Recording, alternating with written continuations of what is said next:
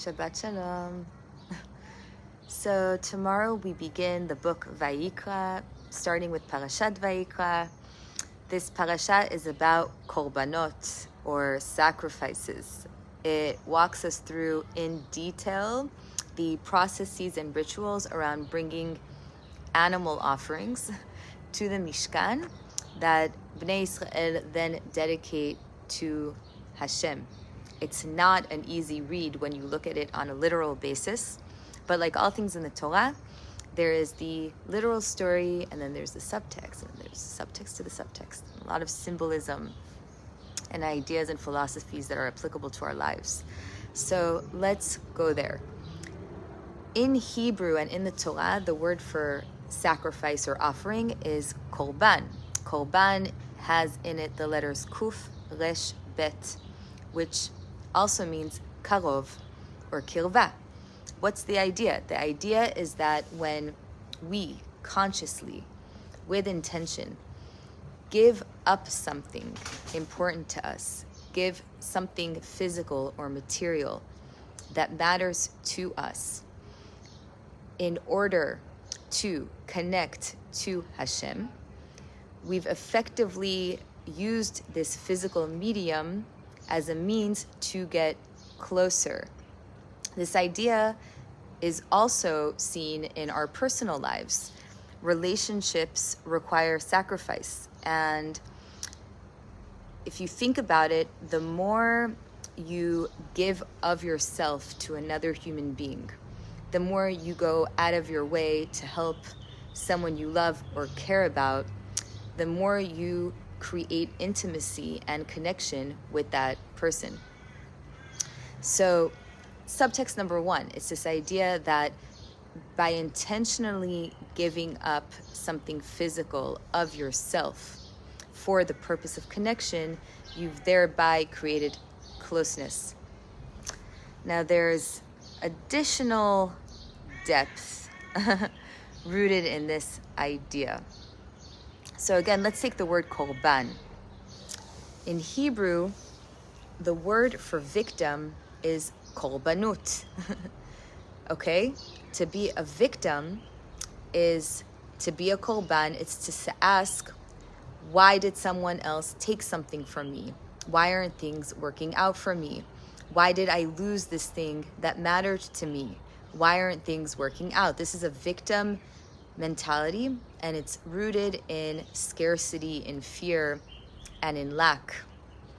So in those states of mind, we grasp onto materialism, we grasp onto physical objects, we kind of ascribe our sense of self-worth to those things. And when those things get taken away from us, we fall into the state of victimhood. Now, how do you flip it on its head? Okay? Korban is victim, but remember again, the word karov means close.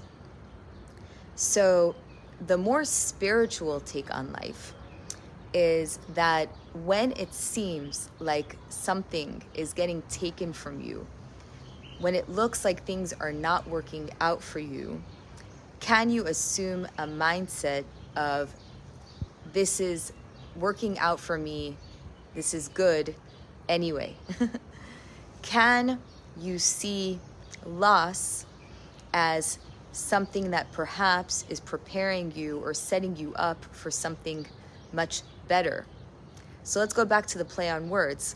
Korban is to be a victim, but kirva is to use the circumstance to intensify your confidence that Hashem, God, has your back, and in fact is probably preparing something better for you in the place of this thing that you've lost.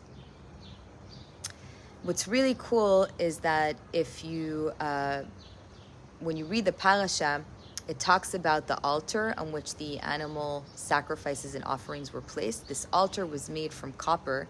Hebrew, the word for copper is nechoshet. Nechoshet, going back to this play on words, has the word nachash, or snake, in it. And nachash in Gematria is the same as Mashiach. the Redeemer, the Liberator.